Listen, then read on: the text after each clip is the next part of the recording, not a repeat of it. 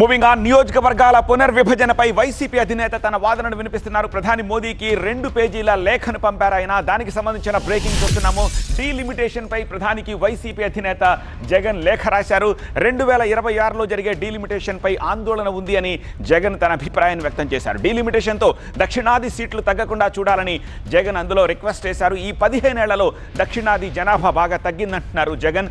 జనాభా ప్రాతిపదికన డీలిమిటేషన్ చేస్తే సీట్లు కోల్పోతామని జగన్ ఆందోళన వ్యక్తం చేశారు. అత్యంత జాగ్రత్తతో ఈ డీలిమిటేషన్ ప్రక్రియ జరగాలని కోరుతున్నారు ఆయన. లేదంటే దక్షిణాది రాష్ట్రాల భాగస్వామ్యం ఖచ్చితంగా తగ్గుతుంది అంటున్నారు. పార్లమెంట్లో తీసుకునే విధాన నిర్ణయాలు రాష్ట్రాలకు సమాన భాగస్వామ్యం కల్పించేలా ఉండాలి అని, అప్పుడే జాతీయ విధాన రూపకల్పనలో అన్ని రాష్ట్రాలకు సరైన భాగస్వామ్యం ఉంటుందంటున్నారు జగన్. లోక్సభ, రాజ్యసభలో ఏ రాష్ట్రానికి ప్రాతినిధ్యం తగ్గకుండా నియోజకవర్గాల పునర్విభజన జరగాలి అంటున్నారు వైఎస్ జగన్.